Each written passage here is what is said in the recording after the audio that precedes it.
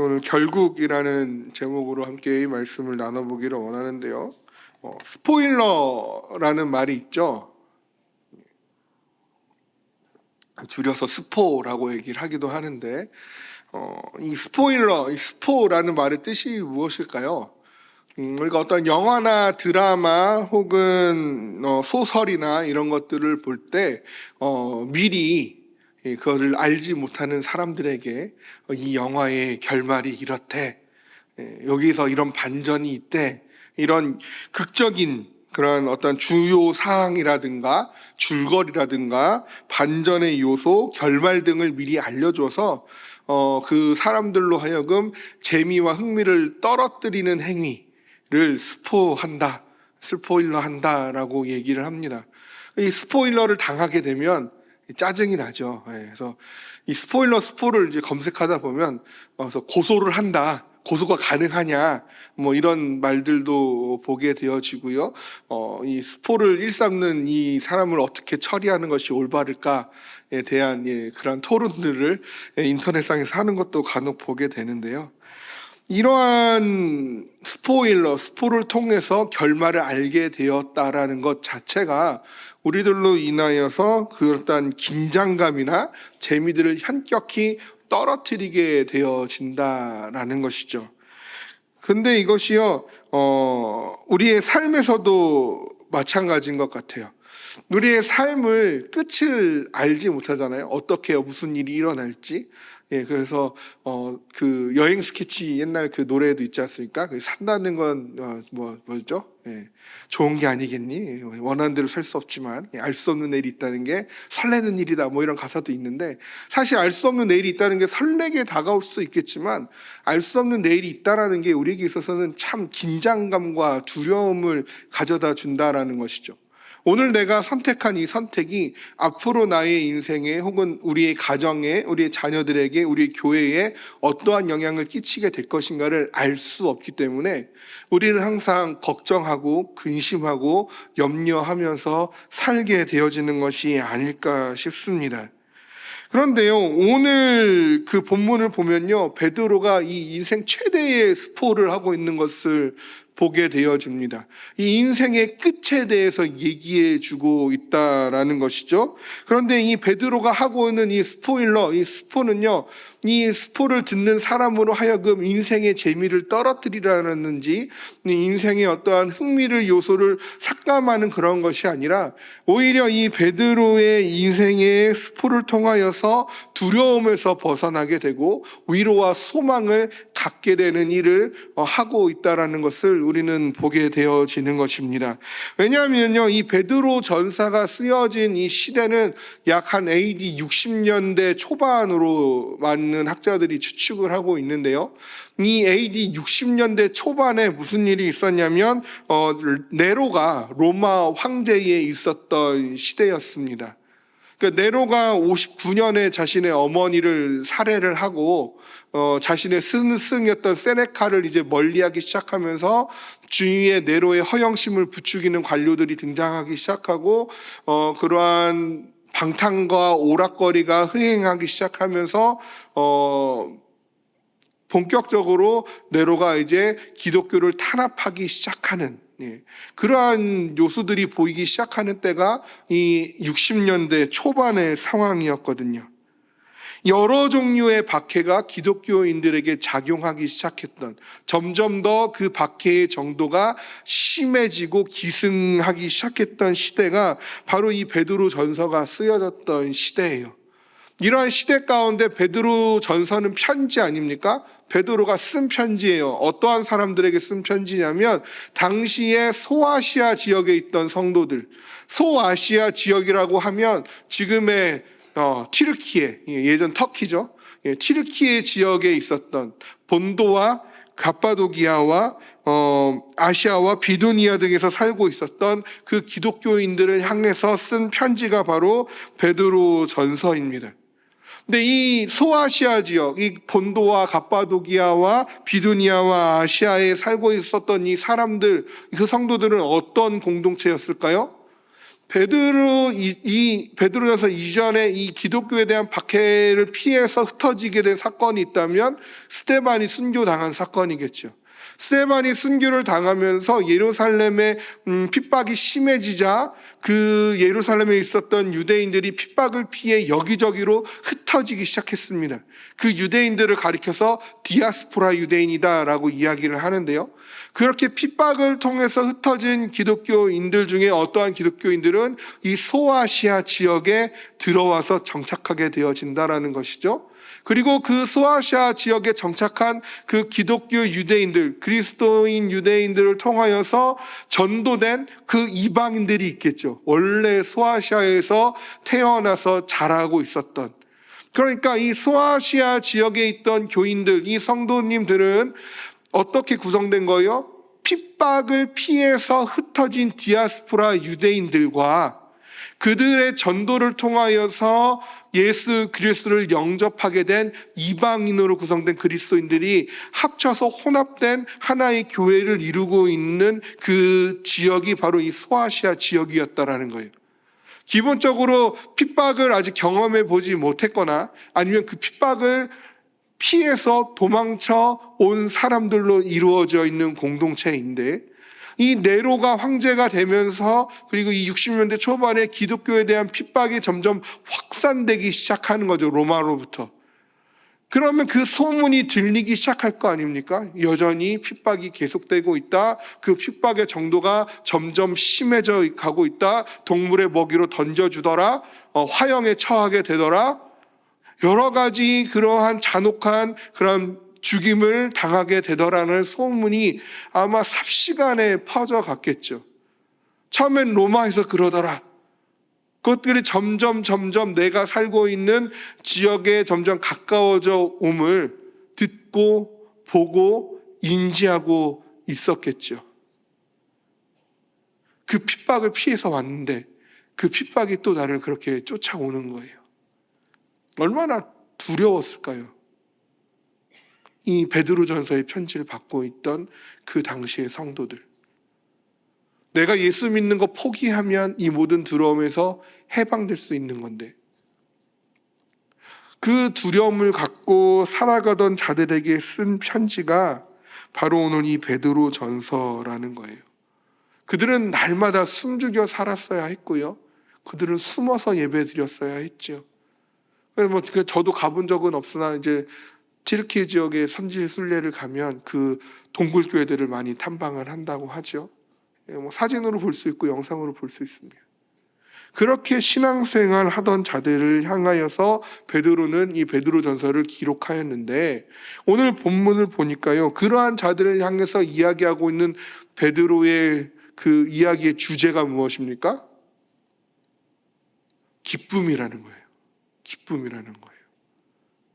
전혀 어울릴 것 같지 않은 고난과 핍박과 목숨의 위협으로부터 숨죽여 지내했던 그들에게 베드로는 지금 기쁨을 이야기하고 있어요.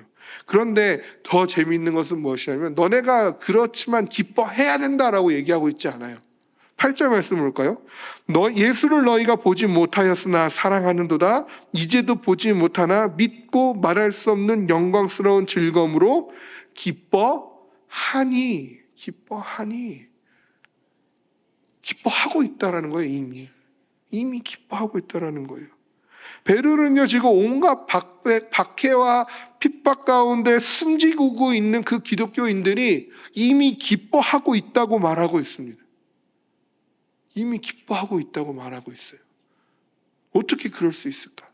근데 사실요, 이 초대교회의 핍박과 박해가 있었던 그 시기, 혹은 수많은 기독교 역사에서 드러나는 박해와 그 고난의 시기, 우리나라 기독교 역사에 있어서 일제강점기 때, 6.25 전쟁 때 일본 식민지 하에서 공산당으로부터 받았던 그 믿음의 박해의 시기, 그 시기를 살아냈던 그 수많은 믿음의 그 우리의 선조들의 그 간증들을 찾아보면 기쁨이라는 단어가 빠지지 않는다라는 것을 우리는 보게 되어집니다. 그 박해와 고난 가운데 항상 같이 주어지는 믿음의 간증과 유산은 기쁨이에요. 오카는 목사님은요, 이 본문을 설교하신 적이 있는데, 이 본문을 설교하면서 기쁨에 대해서 세 가지로 정리해서 설교를 하셨었습니다. 첫 번째는 믿음에서 생기는 기쁨이 있었고, 두 번째는 말할 수 없는 기쁨이 있었고, 세 번째는 영광스러운 기쁨이 있었다.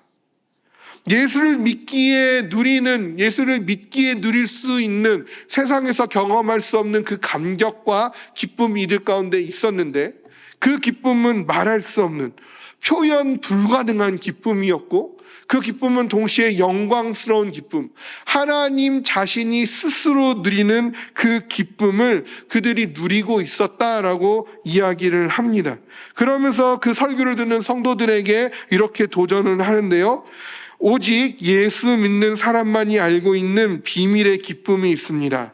우리가 예수 안 믿는 사람하고 구별된 무엇을 이야기하라면 분명히 그들이 모르는 기쁨을 내가 갖고 있다고 말할 수 있어야 합니다. 베드로는요, 지금 이 기쁨이 이 소아시아 지역의 성도들에게 있다고 얘기하고 있는 거예요. 그런데 이 기쁨을 가지고 있던 자들이 가지고 있던 특징이 있는데, 그것은 바로 예수를 보지 못하였으나 사랑하였다라는 것입니다. 예수를 보지 못하였으나 사랑한 자들이 그 예수를 믿음으로부터 오는 기쁨, 그 말할 수 없는 기쁨, 그 영광스러운 기쁨을 누리고 있다라고 말씀하고 있는 거예요. 자, 그럼 제가 질문 드립니다. 예수님 보신 적 있으십니까? 저 못 봤습니다. 예수님 보신 적 있어요? 못 봤어요. 못 봤죠. 예. 봤다고 얘기하면 문제가 됩니다. 6층으로 올라오세요. 예. 못 봤어요. 두 번째 질문 드립니다. 예수님 사랑하십니까? 예, 아멘. 예수님 사랑합니다. 세 번째 질문을 드립니다. 예수님을 믿으십니까? 예, 아멘. 우리는 예수님을 보지 못하였으나 예수님을 사랑하고 예수님을 믿습니다. 그럼 질문 드립니다. 베드로전서의 시대의 성도들과 지금 이야기한 나의 모습이 같아요. 그렇죠? 보지 못하였고 사랑하고 믿어요. 그렇다면 내 안에 말할 수 없는 기쁨, 그 영광스러운 기쁨이 계십니까? 그 기쁨을 갖고 계시나요? 환경에 상관없이 내가 편하고 무언가가 잘 되고 형통하고 하나님이 내 기도에 더 잘 응답해 주시고, 그럴 때 아무런 걱정과 근심이 없을 때 여전히 예수님을 사랑함으로 기쁨을 가지고 예수님을 잘 간절히 사모함으로 찾고 계십니까?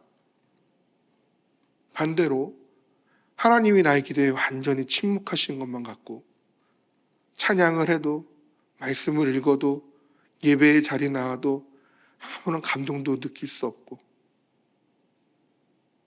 내가 지금 여기 와서 뭐 하는가 싶을 때 되는 족족 일이 실패하고 계획되지 않은 일들이 발생하고 물질적으로 건강적으로 어려움이 나에게 찾아왔을 때 아무도 나를 도와주지 않는 것처럼 여겨질 때 나 혼자 버텨야만 한다고 생각이 되어질 때 그때도 이 말할 수 없는 기쁨과 영광스러운 기쁨이 내 안에 충만합니까?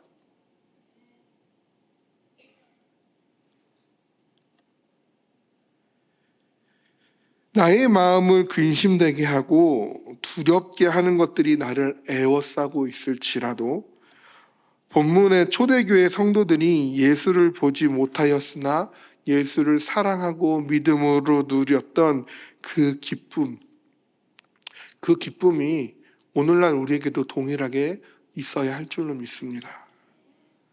예수를 사랑하게 된 계기는 저마다 다 다르죠. 예수님 어떻게 믿게 되었는지는 저마다 다 다릅니다. 그러나 한 가지 확실한 것이 있다면 내가 예수를 먼저 사랑한 것이 아니라 예수가 나를 먼저 사랑해 주셨다라는 사실이죠. 그리고 더 확실한 것이 있다면 그 예수님의 사랑이 나에게 그냥 쉽게 온 것이 아니라는 것입니다. 예수님께서 나에게 그 사랑을 전해주기 위해서 그 십자가의 모진 고통과 고난을 다 기꺼이 감당해 주셨다라는 것이죠. 자신의 생명을 버리셨다라는 것입니다. 아주 편안하게 버린 게 아니라 온갖 고난과 고통 가운데 육체적인 고난뿐만 아니라 자신을 따르던 제자들의 배신까지도, 온 국민의 비난과 조롱까지도 다 감당해야 되는, 육신과 정신과 그 모든 것들의 고통과 고난을 다 감수하시고 나에게 이 사랑을 주셨다라는 것이죠. 그렇다면 나를 향한 예수의 사랑이 그렇게 온 것이라면 예수를 향한 나의 사랑에 있어서도 현재의 고난과 아픔이 방해가 되지 않아야 할 줄로 믿습니다. 하나님은요, 정말 친절하시게도 그 현재의 고난과 그러한 아픔들이 방해물이 되지 않게 해주시기 위해서 확실한 것을 우리에게 말씀해 주셨고 약속해 주셨지요. 그것이 9절 말씀입니다. 같이 읽어볼까요? 9절입니다.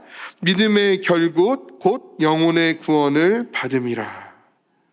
이 9절 말씀은요, 우리에게 믿음의 결국이 어디인지 무엇인지를 우리에게 명확하게 밝혀주고 있다라는 것이죠. 그 결국이 무엇입니까? 영혼의 구원을 받는 것이지요.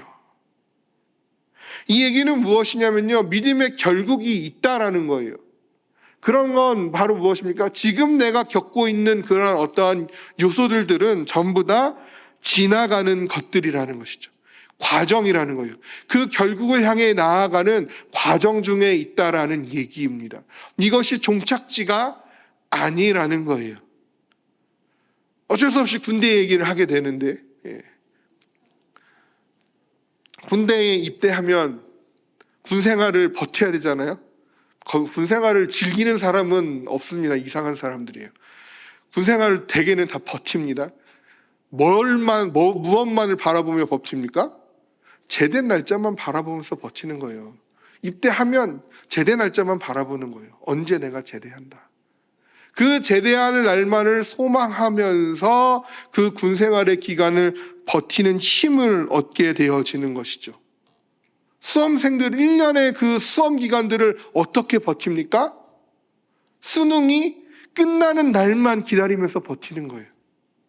수능이 끝나는 날만. 그날만 지나면 해방이다. 그거 바라보면서 그 수험생 기간을 버티는 것이죠. 직장인들 한 달 한 달 어떻게 버팁니까? 월급날 바라보면서 버티는 거잖아요. 월급날 바라보면서.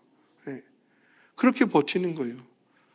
다 어머니들이시니까.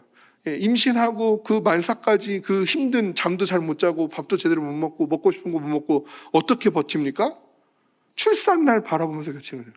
내가 출산해서 그 아이를 손으로 만지고 눈으로 보게 될 그날 바라보면서 기대하면서 그걸로 힘을 얻어서 그 임신의 그 기간들을 버티는 거잖아요. 그럼 우리의 인생은 무엇으로 버티냐는 거죠. 우리의 인생은 무엇으로 버팁니까? 죽으면 끝날 인생이라면 무엇으로 버티겠냐는 거예요. 그러한 우리에게 하나님은 말씀하시는 거예요. 우리의 믿음의 결국은 구원받음에 있다. 하나님 나라에 들어감에 있다. 그 하나님 나라의 그 영광, 그 하나님 나라에서 누리게 될 영원한 안식, 그 하나님의 나라에서 누리게 될 영원한 기쁨이 우리에게 있다라고 말씀하고 있다라는 것이죠. 이것은요, 베드로의 시대에서도 마찬가지였고요. 우리나라의 일제강점기의 시대에서도 마찬가지였고요. 오늘날을 살아가는 우리에게도 마찬가지라는 것이죠. 믿음의 결국은 구원받음에 있는 것입니다. 믿음의 결국은 절대로 변하지 않습니다. 예수를 믿는다고 해도 당장은 힘들 수 있어요. 당장은 지칠 수 있고요. 지금은 괴로울 수 있어요. 그러나 우리의 믿음은 이러한 시기 가운데서도 절대로 헛되지 않습니다.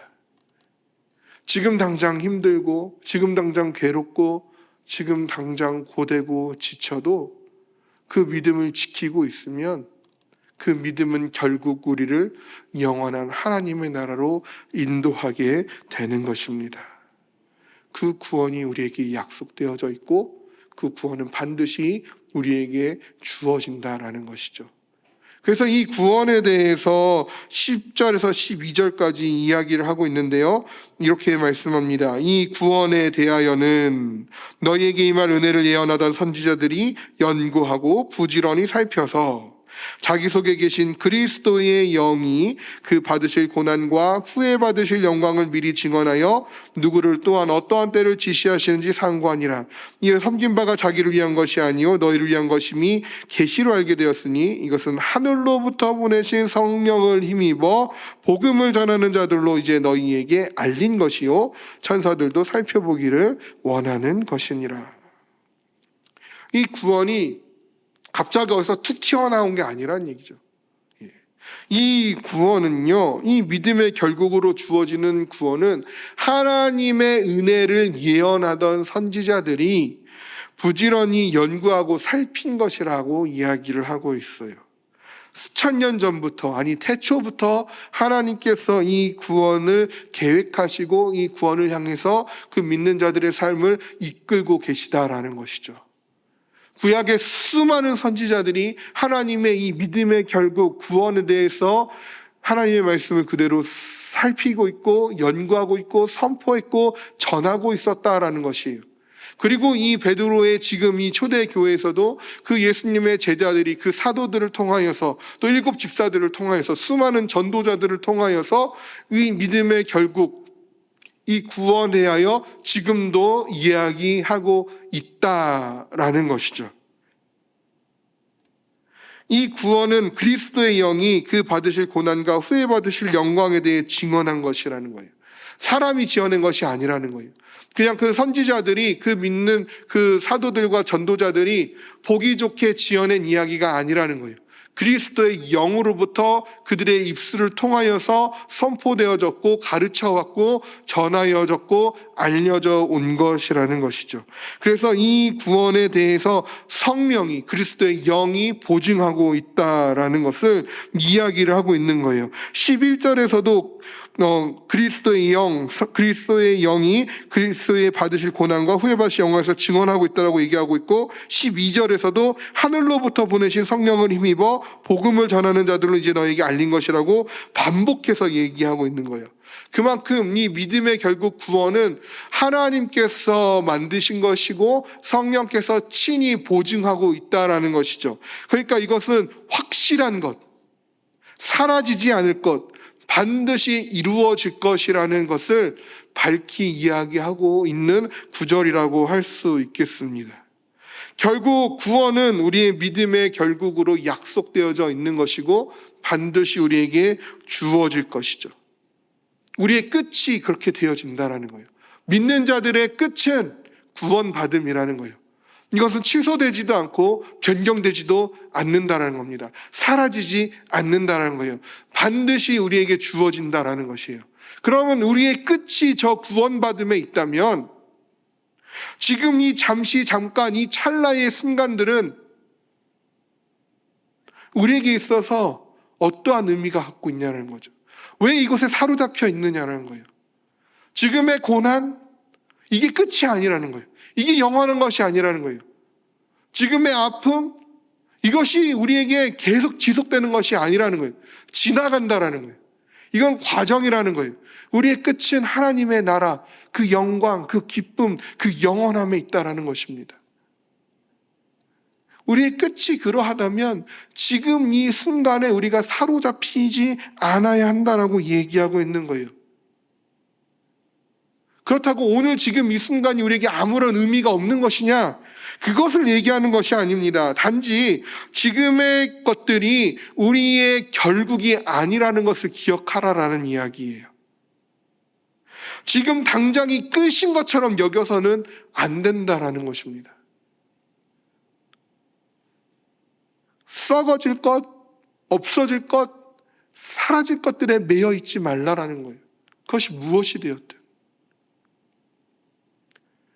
그것이 흔히 세상 사람들이 얘기하는 성공, 돈, 명예, 권력, 그런 것이든, 그것이 질병, 사건, 사고, 아픔, 상처, 고난, 부정적인 것이든, 그것이 어떠한 것이든지 간에 이 땅의 것들은 다 사라질 것들, 썩어질 것들, 없어질 것들이라는 것이에요. 그리고 하나님은 그것에 성도들의 끝을 두고 있지 않다라고 얘기하고 있는 것입니다.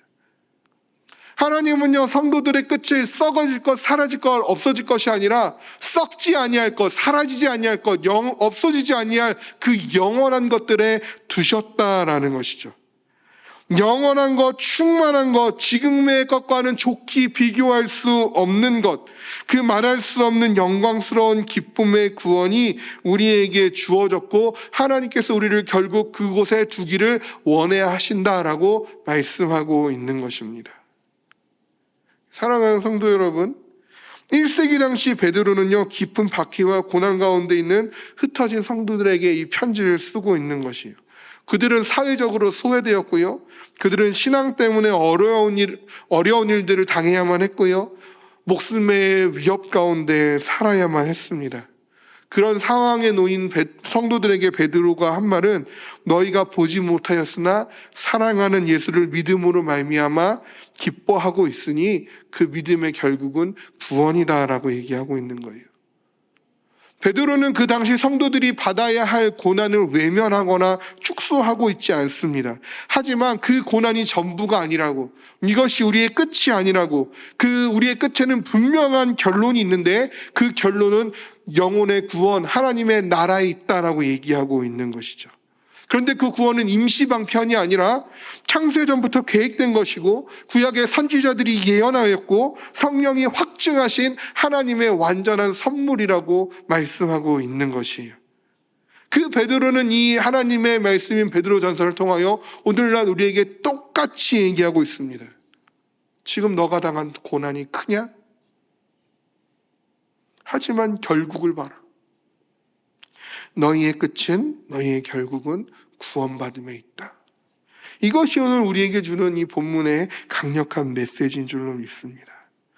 우리도 이 세상을 살면서 베드로 시대에 이 초대교회 성도들이 당하였던 것처럼 눈에 보이는, 귀에 들리는, 내 마음을 갈기갈기 찢어놓고 쿡쿡 찌르는 그러한 고난들, 그러한 시련들을 당할 수 있습니다.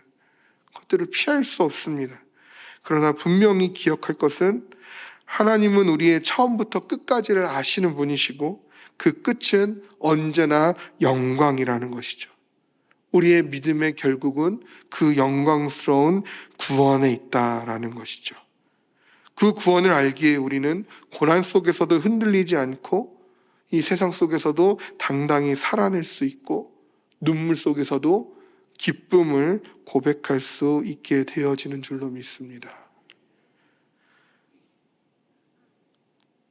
삶의 여러 가지 고난들 속에서, 또 삶의 여러 가지 우리를 교만케 하는 미혹들 속에서 우리가 항시 잊지 말고 기억해야 하는 것은 우리의 결국인 줄로 믿습니다. 결국을 기억하십시오. 믿음의 결국, 그 구원을 기억하시고 그 구원으로 인한 그 말할 수 없는 기쁨, 그 영광스러운 기쁨을 오늘도 넉넉히 누리는 우리가 되어지기를 주님의 이름으로 소망합니다.